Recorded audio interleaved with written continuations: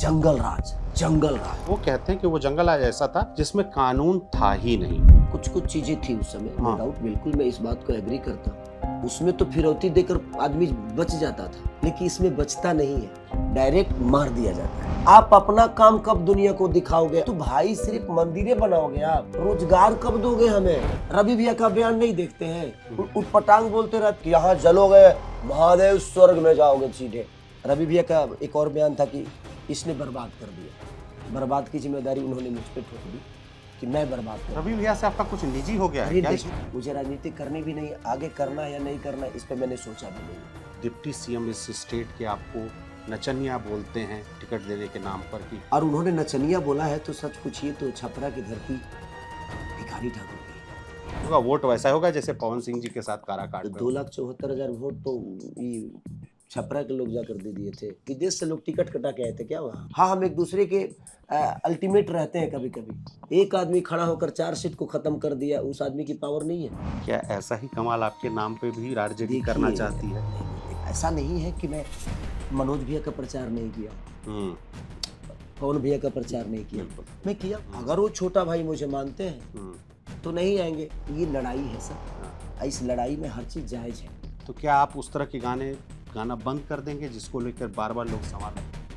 Brought to you by Saluja Gold, Rajnivas Premium Elaichi and Sensodyne Kit. Bharat का सबसे भरोसेमंद Saluja gold DMT बार। मजबूती सब कुछ है। छपरा विधानसभा चर्चा ही चर्चा, कोई यहाँ से बयानबाजी कर रहा है, कोई जवाबी बयानबाजी कर रहा है, और सब कुछ सबके केंद्र में एक शख्स है, उसका नाम है खेसारी लाल यादव। जब वोट का पर्चा देखेंगे तो ईवीएम पे उनका नाम शत्रुघ्न कुमार यादव है, शत्रुघ्न यादव, और जो पॉपुलर नेम है, स्टेज नेम है, वो खेसारी लाल यादव है। वो खेसारी जी आपको अभी मतलब ना बहुत दिनों बाद बिहार में ऐसा हुआ है चुनाव में कि किसी को दूध से नहलाया जा रहा है, किसी को सिक्के से तौला जा रहा है। ये उम्मीद किए थे?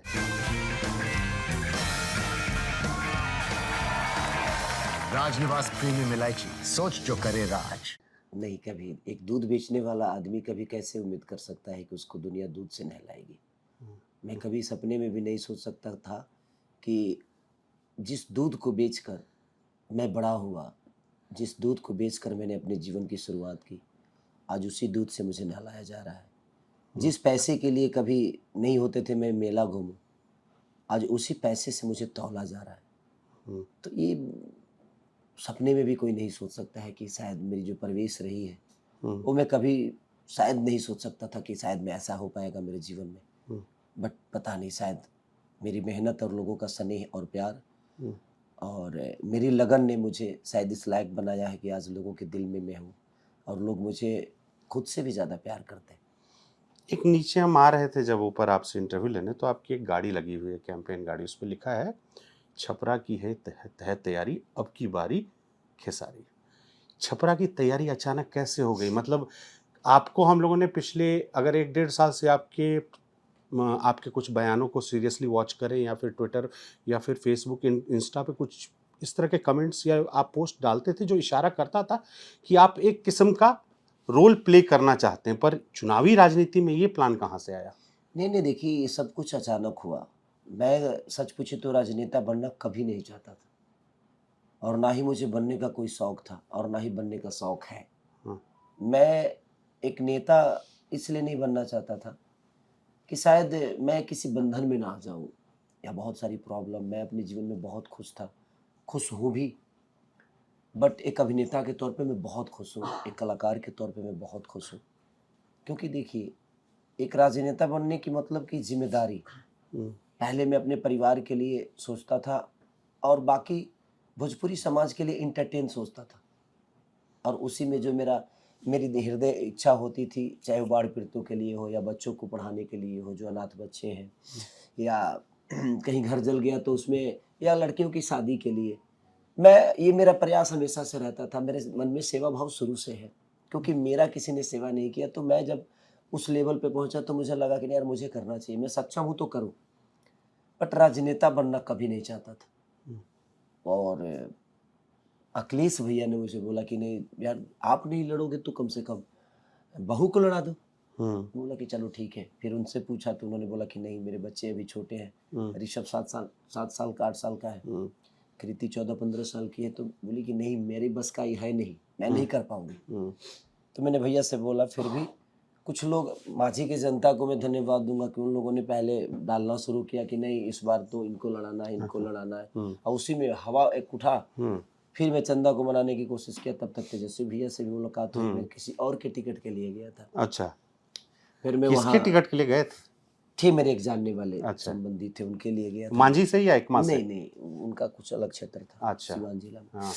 तो गया, फिर नहीं हुआ उनका। तो फिर मैं चला आया। फिर अचानक से सारी चीज़ें हुई, बातचीत शुरू हो गई। करने के बाद फिर उन्हीं के पैरवी के लिए मैं फ़ोन किया था भैया को। तो बोले कि नहीं, आप एक काम करिए, आप अपने वाइफ को लड़ाइए। अच्छा। तो मैं फिर पूछा, बोला कि ठीक है, बात करते हैं। तो वो तो पहले मानती ही नहीं थी। मानने को सच पूछिए तो 14 तारीख तक नहीं मानी। अच्छा, 14 तारीख तक? 14 तारीख तक नहीं मानी। फिर मैं 15 को उनको कॉल किया कि प्लीज़ यार देख लो। फिर उनके मम्मी को कॉल किया कि आप मनाओ। अच्छा, सासू माँ को आपने कॉल किया कि बिटिया को मनाइए? मनाइए। फिर उन्होंने उनको मनाया। तो फिर बोली कि ठीक है, अगर आप कह रहे हैं तो। फिर 15 को वो पटना आई। हाँ। और 16 तारीख को, 15 ही तारीख को मैं डीएम सर से बात, जब किससे बात की थी, हाँ तेजस्वी भैया ने बात की थी किसी से, कि वो नामिनेशन का अथी का क्या होगा, क्या बोलते हैं, आधार जो कार्ड जुड़ता है अपना, वोटर कार्ड। अच्छा। वोटर कार्ड का क्या होगा? हाँ। तो उन्होंने बोला कि नहीं हो सकता है, क्योंकि आपने लेट सबमिट किया। अब वहाँ पे दुविधा हो गया कि अब रात को ये बात पता चली। अब मैं रात भर सोया नहीं। और मैं सुबह, मुझे वहाँ जाना था। फिर मैंने मोबाइल ऑफ कर दी कि मुझे चुनाव लड़ना नहीं है और इनका वोटर आईडी में नाम नहीं। अब इसको कैसे?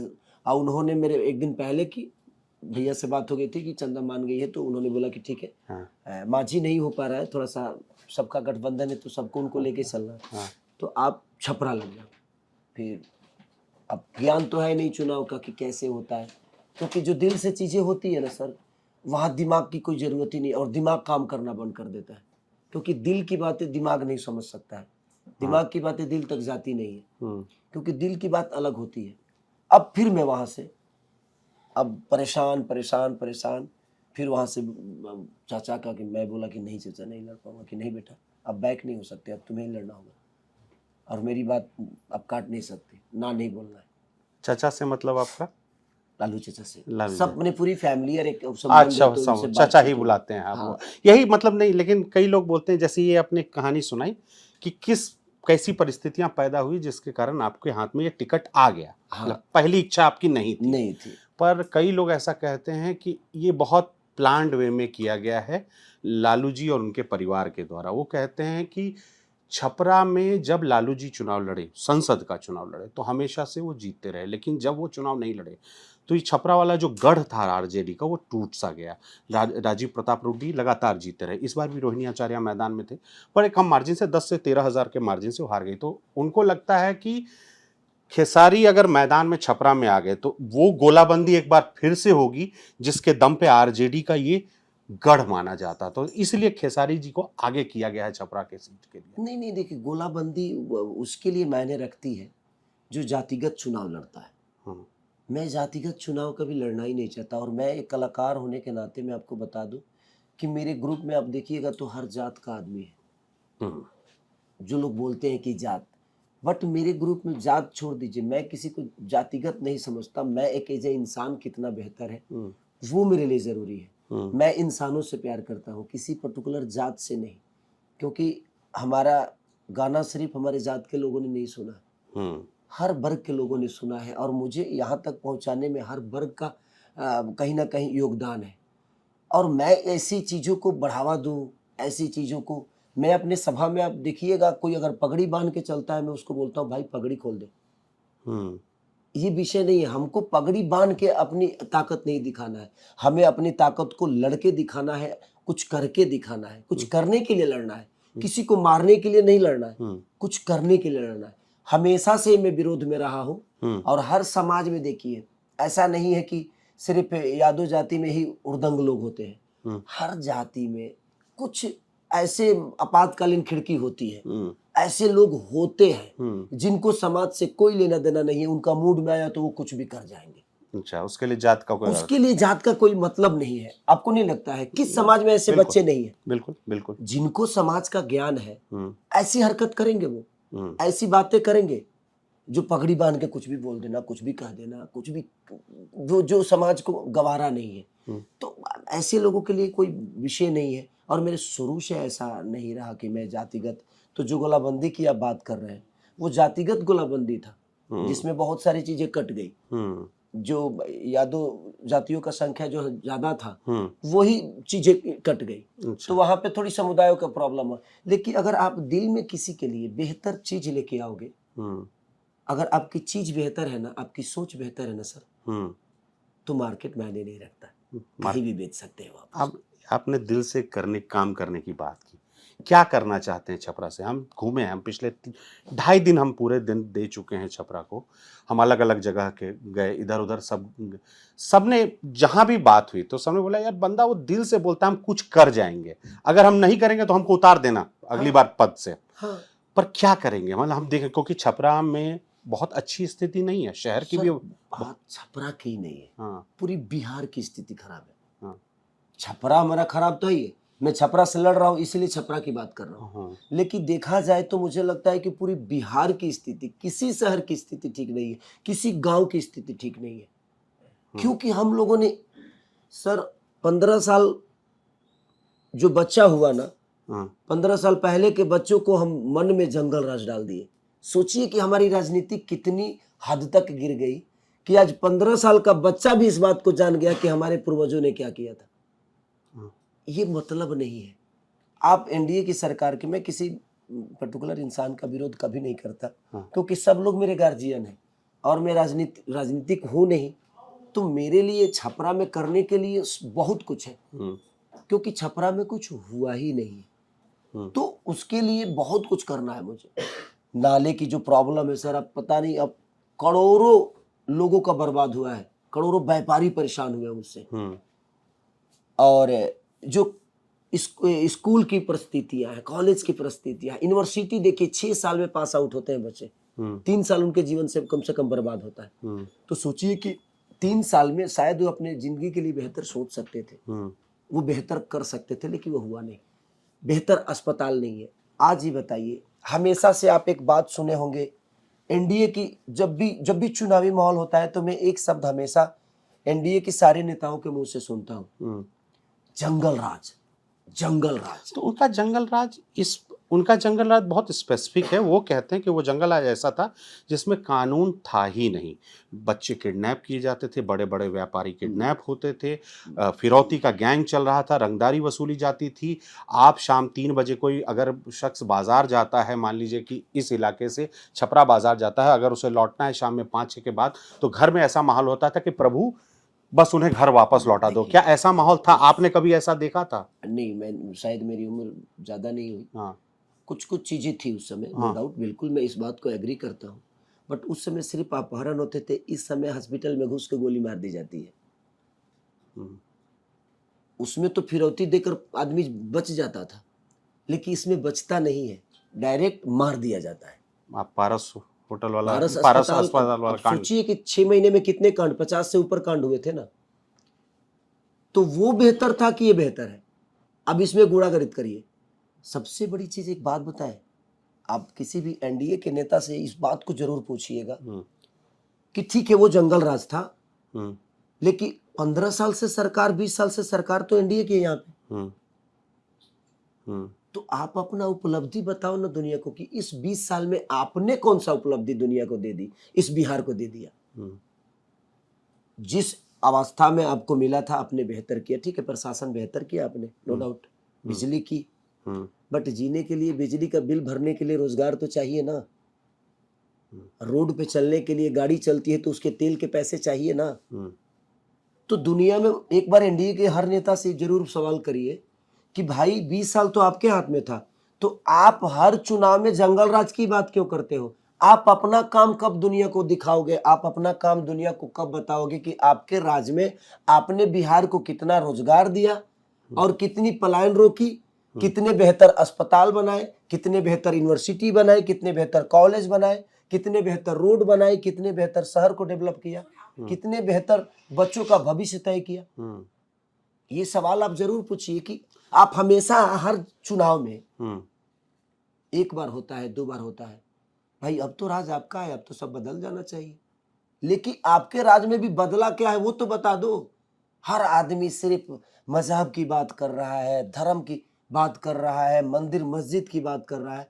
भैया मैं धर्म विरोधी नहीं हूँ, मैं धर्म के पक्ष में हूँ, बट मेरे कहने का मतलब कि हमारे लिए मंदिर जरूरी है तो हमारे लिए स्कूल भी जरूरी है, हमारे लिए कॉलेज भी जरूरी है, हमारे लिए अस्पताल भी जरूरी है, हमारे लिए रोजगार भी जरूरी है। तो भाई सिर्फ मंदिरें बनाओगे आप, रोजगार कब दोगे हमें? प्रसाद खरीदने के लिए पैसे चाहिए ना हमें। अपने बच्चों के मन में उनको आस्था जगाने के लिए भाई हम जिंदा रहेंगे तब ना आस्था जगा पाएंगे। हम ऐसे ही मर रहे हैं और आप बेमतलब के बोलते हो कि हिंदुत्व लाएंगे, हिंदुत्व। भाई हिंदुत्व को बचेगा तब ना। रवि भैया का बयान नहीं देखते हैं, उटपटांग बोलते रहते हैं, बड़े भाई है उनके बारे में नहीं बोलना चाहिए। आपको वो जिंदगी नहीं देंगे। रावण स्वर्ग में सीढ़ी लगा रहा था, नहीं लगा, उन्होंने गोरखपुर में स्वर्ग में सीढ़ी लगा दी है। आप वहां जलिएगा, डायरेक्ट स्वर्ग में जाइएगा। जीते जी तो कुछ दे नहीं रहे हो, मरने के बाद स्वर्ग दे रहे हो यार। ये कौन सा भाषा है आप बताओ ना मुझे। आप सुने थे ना जहाँ पे हमारे पूजनीय बाबा आदित्यनाथ योगी जी भी थे। ये कौन से नेता का भाषा है और कौन से इंसान का भाषा है कि यहाँ जलोगे महादेव स्वर्ग में जाओगे सीधे। इंसान आपको चुना है सिर्फ मर के जलने के लिए, उनको जिंदगी कब दोगे भाई? जलाने के लिए तो आपने स्वर्ग की सीढ़ी लगा दी, लेकिन जीने के लिए क्या दिया? जीने के लिए भी कुछ दे दो ताकि जब तक हम जिए कम से कम स्वर्ग की तरह रह के जी ले। जीना तो जिनको जीने नहीं देना है, इनका टारगेट है कि तुम जल्दी जल्दी मरो, सब पूरे हिंदुस्तान को हम लोगों को गोरखपुर में जला के स्वर्ग में भेज देना। पर आप गोरखपुर चले गए, हम आते हैं छपरा पे। हाँ मैं वही बात बोल रहा हूँ, उनकी भाषा की बात बोल रहा हूँ।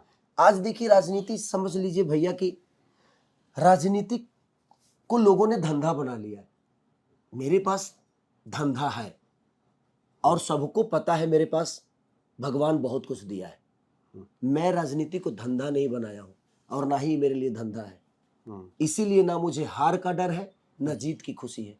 मैं जीत की खुशी उस दिन मनाऊंगा जिस दिन छपरा को बेहतर बना दूंगा, जिस दिन छपरा को डेवलप कर दूंगा, जिस दिन छपरा के नाले सुधर जाएंगे, जिस दिन छपरा में बेहतर स्कूल हो जाएंगे, कॉलेज हो जाएंगे, जिस दिन छपरा में बेहतर अस्पताल हो जाएंगे, जिस दिन बिहार में रोजगार आ जाएगा।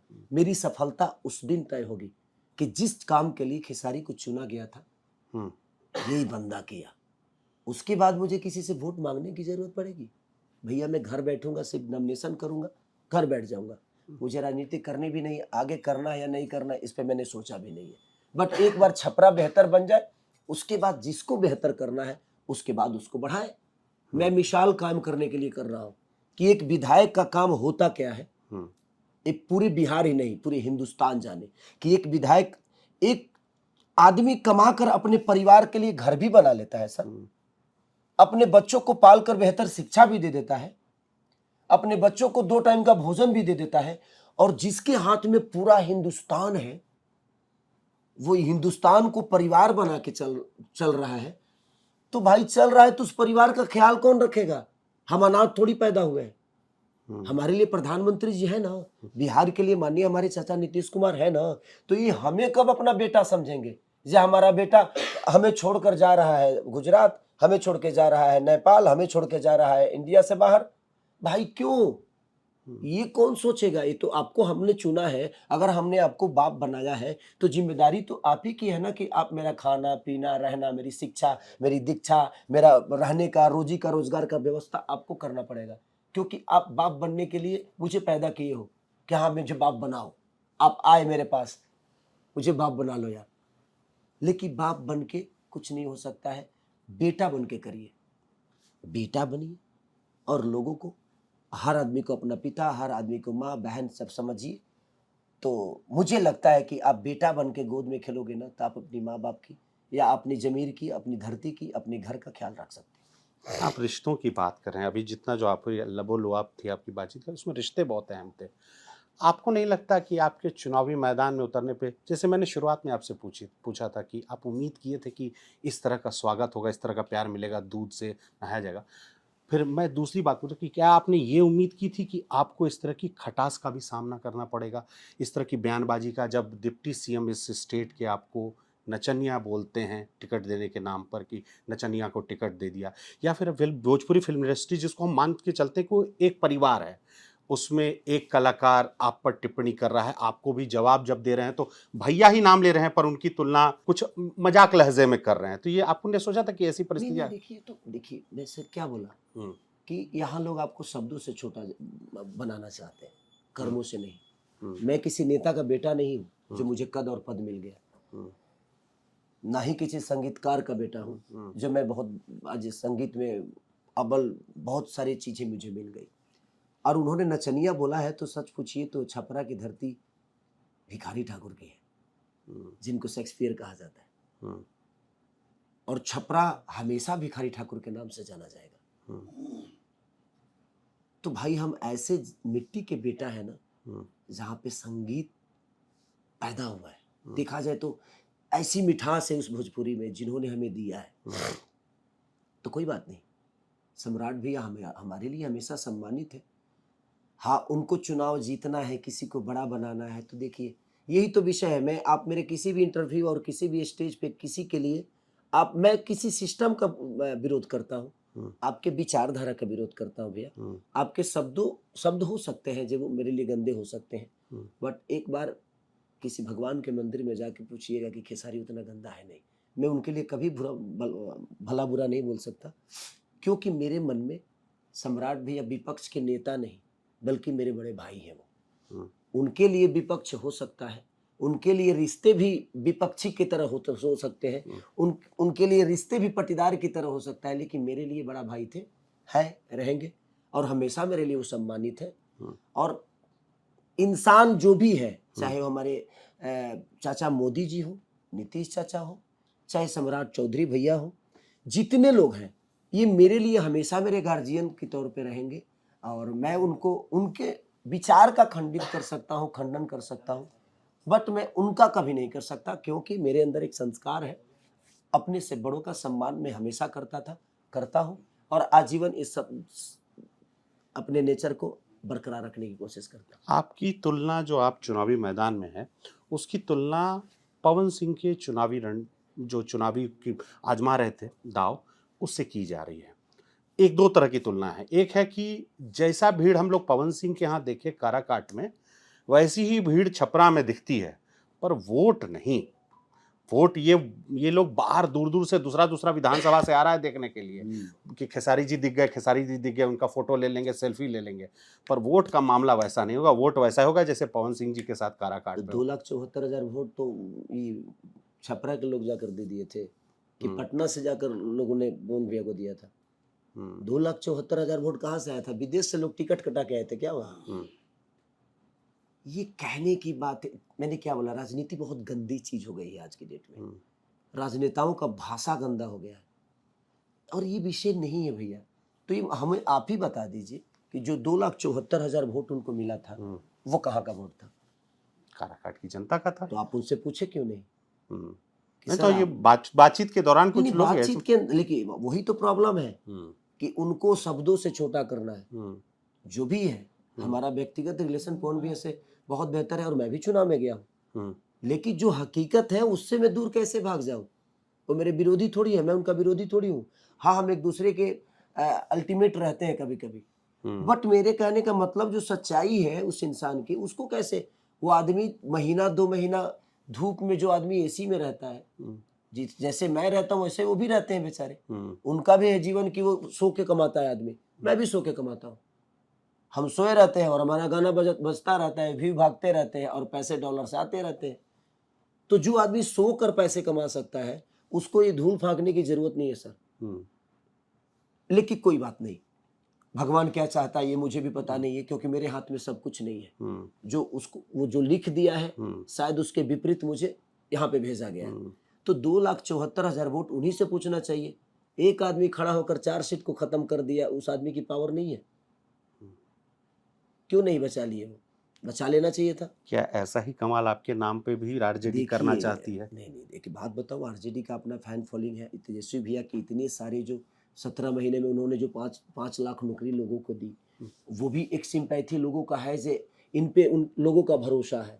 दूसरी चीजें की जो 2 करोड़ 2.5 करोड़ नौकरी देने की बात है, अभी जीविका दीदी जितनी भी है उनको परमानेंट करने की बात है, या यहाँ पे पलायन रोकने की बात है, तो कम से कम तेजस्वी भैया रोजगार या ये सब करने की बात कर तो रहे हैं। एनडीए के लोग के पास अगर पूछिएगा, उनके भाषण में एक बार अगर देख लीजिए कि वो रोजगार देने की बात करते हैं। आप किसी को देख लीजिए उठा के, इतने दिन में कभी आपने रोजगार का बात उनके जुबान से सुना है? उनके जुबान से आप एक ही बात समझोगे, जंगल राज। जंगल राज के अलावा उन लोग के पास एक मुद्दा अगर हो तो बता दीजिए। अभी चुनावी में होगा क्या? किसारी ने गंदे गाना गाया। अरे यार, तो गंदे गाने की वजह से थोड़ी पलायन चला जा रहा है लोग यहाँ से उठ के। गंदे गाने की वजह से थोड़ी यहाँ का नाला खराब हो रहा है। मेरे गाने की वजह से थोड़ी यहाँ के स्कूल खराब हो गए, अस्पताल खराब मेरे गाने की वजह से हुए।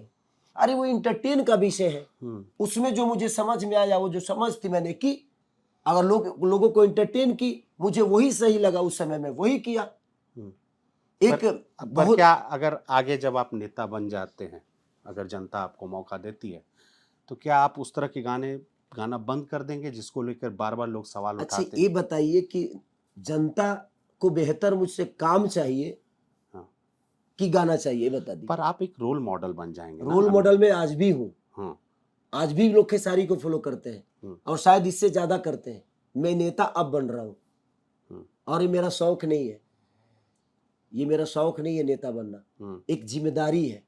एक जिम्मेदारी के साथ मैं आया हूं, और जिम्मेदार व्यक्ति के साथ प्रयास कर रहा हूं कि एक जिम्मेदारी है मेरी। मैं कला जीवन में नहीं छोड़ सकता, क्योंकि उसके वजह से मुझे ये जो भी मिली है, प्रसिद्धि जो भी मिली है, और इतना सम्मान अगर मिल रहा है तो मेरे कला की वजह से मिल रहा है। तो भाई, मैं कलाकार था, कलाकार हूँ, कलाकार रहूंगा।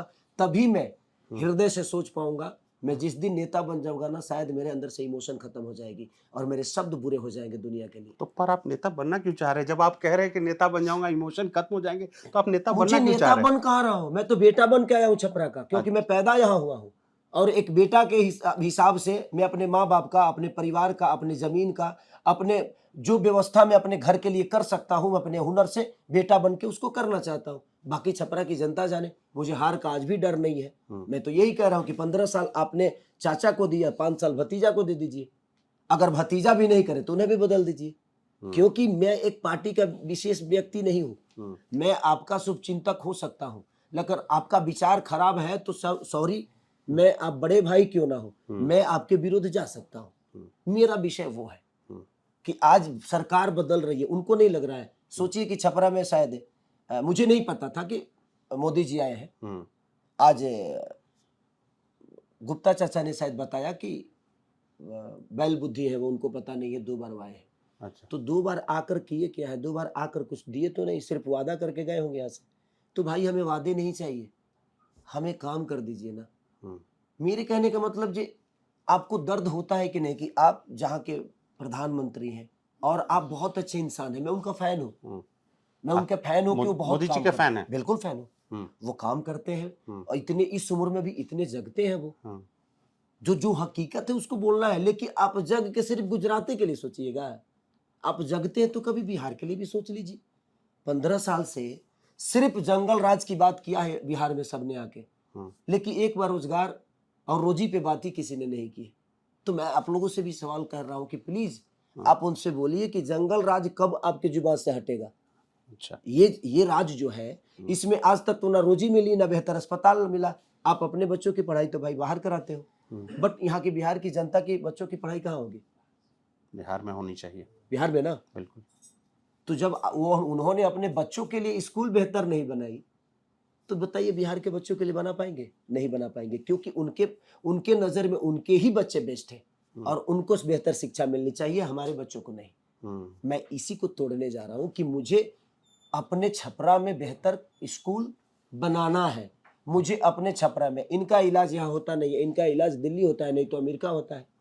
तो सोचिए कि जो आदमी अपने इलाज के लिए बेहतर अस्पताल नहीं दिया, तो क्या हमारे लिए वो बेहतर अस्पताल देगा?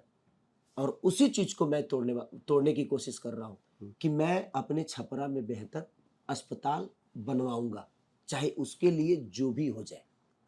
मैं अपने छपरा के बेहतर, जो नाले की वजह से व्यापारियों का नुकसान हुआ है, उस पे काम करूंगा, उसको जितना जल्दी हो सके सॉल्व करूंगा।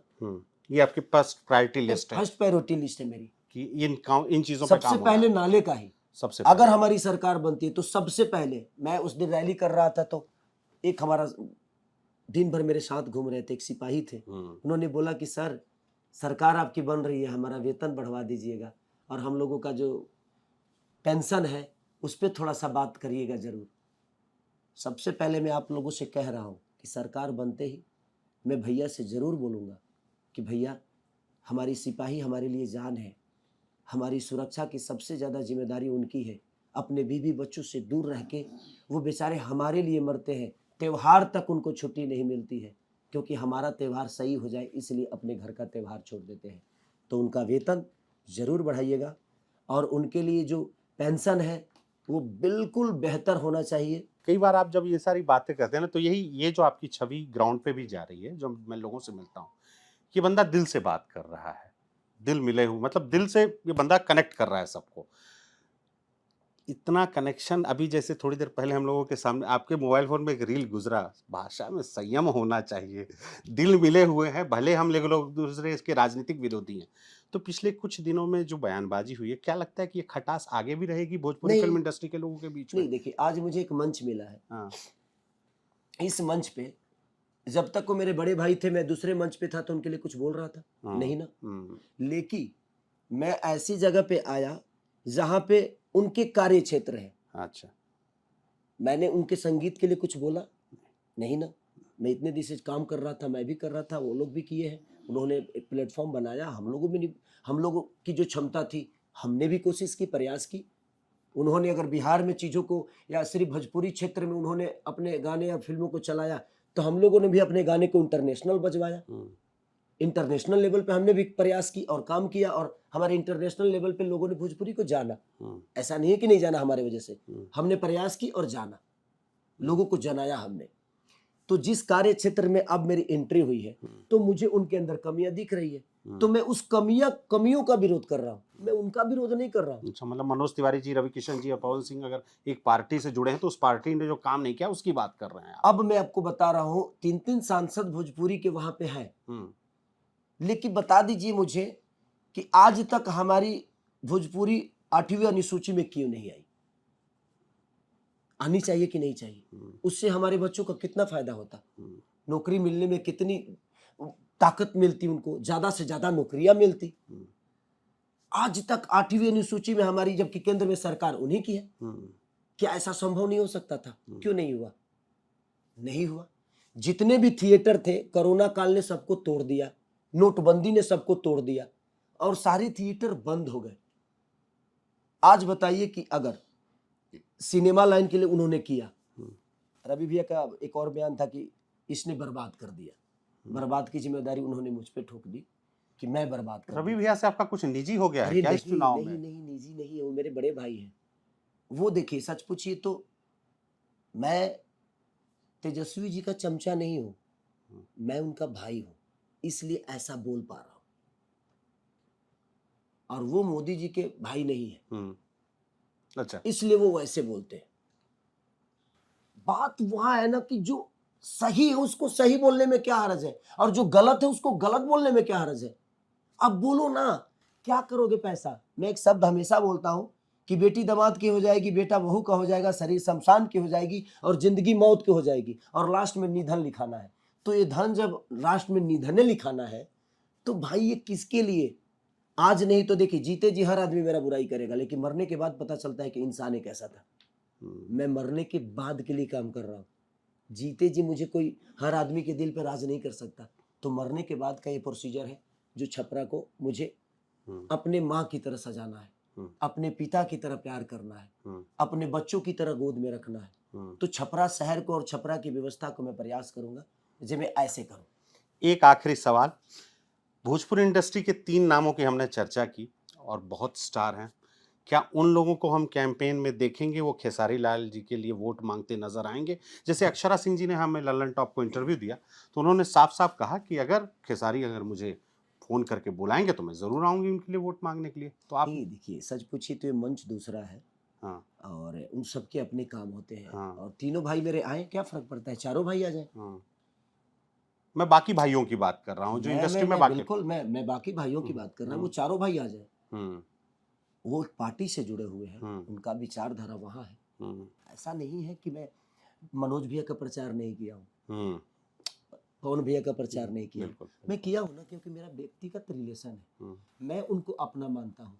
इसलिए मैं उस समय भी आरजेडी परिवार का था, लेकिन उसके बावजूद भी मैं उनके लिए दिल्ली में 2-2 बार 3-3 बार प्रचार किया।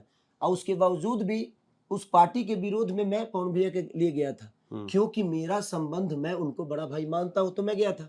अगर वो छोटा भाई मुझे मानते हैं तो नहीं आएंगे, अगर रवि भैया छोटा भाई मुझे मानते हैं तो नहीं आएंगे, अगर दिनेश भैया मानते हैं तो नहीं आएंगे, मनोज भैया मानते हैं तो नहीं आएंगे। हाँ, अगर वो उनको रिश्ते से बड़ा उनकी अगर पार्टी है तो बिल्कुल आएंगे वो, और उनको आना भी चाहिए। मुझे, मेरा रिश्ता मेरे लिए मायने रखता है और इसीलिए मैं ये सारी चीजें करता हूँ। तो हम उनके लिए कितना मायने रखता है ये उन पे भी है। मतलब एक तरह से आप इशारा दे रहे हैं, आप उनको बोल रहे हैं भाई यहाँ छोड़िए, हम नहीं, मैदान नहीं, संभाले हुए अरे हैं। नहीं, अच्छा ये बताइए, मोदी जी से तो बड़े नहीं है ना, नहीं, तो मोदी जी आ रहे हैं ना, हाँ उनको भी तो मैं चाचा ही बोल रहा हूँ, उनको भी तो पिता ही बोल रहा हूँ। ये लड़ाई है सर, हाँ इस लड़ाई में हर चीज जायज है। हाँ। ये उनके विचारधारा की लड़ाई है, ये मेरे विचारधारा की लड़ाई है। इस उसमें वो सही है, इसमें मैं सही हूँ। कोई जरूरी नहीं है कि हमारे शब्द जो हो रहे हैं वो किसी को बेहतर लगे। ये शब्द किसी को बुरा लगता है, अगर इसको आप 10 तरीके से सोचिएगा, ईमानदारी के तौर पे सोचिएगा, तो हमारे सारे शब्द आप बताओ सही है कि गलत। जनता को तय करना है कि छपरा की सियासत का कमान किसे सौंपा जाए। खेसारी जी मैदान में लगे हुए हैं, जुटे हुए हैं। कितने दिन हो गए लगातार कैंपेन के? कब भैया मुझे लगता है कि हम 18 तारीख से लगे हुए हैं। 18 तारीख से, तो 10 दिन आज हम लोग मान के 10 दिन से मैं अब 3-3 बजे सो रहा हूँ और फिर 7 बजे उठ के निकल जाता हूँ। तो ठीक है, छपरा को अगर 10 दिन में अगर फंड हो जाए ना, तो मैं चाहूँ तो 10 दिन में छोटी छोटी व्यवस्था जो होती है ना वो करके जाऊंगा। इतना दिमाग में रख लीजिए, बस फंड चाहिए मुझे, लगा दो जितना लगाना है। मुझे कमाने के लिए थोड़ी आया हूँ, मेरे लिए वो राजनीति पेशा थोड़ी है, बिजनेस थोड़ी है। बिजनेस है अपना, चलेगा वो, कोई दिक्कत नहीं है। उधर से भी कमाऊंगा, इधर ही डाल दूंगा, क्या फर्क पड़ता है। इतना जरूर है कि खेसारी जब छपरा आएगा ना, तो ना किसी बहन की सगाई, ना किसी माँ की दवाई, और ना ही किसी गरीब बच्चे की पढ़ाई। अगर सरकार के फंड में नहीं है पैसा तो ये खेसारिया कराए। चलिए, इसी के साथ हम इस इंटरव्यू को यहीं खत्म करते हैं। आपको बहुत बहुत शुभकामनाएं चुनाव के लिए। उम्मीद करते हैं कि छपरा की जनता आप पर भरोसा जताएगी। नतीजे 14 नवंबर को आएंगे। अभी के लिए इतना ही। अभी लेके आए सेंसोडेंट के, टूथ का करंट गॉन तो लाइफ का करंट ऑन।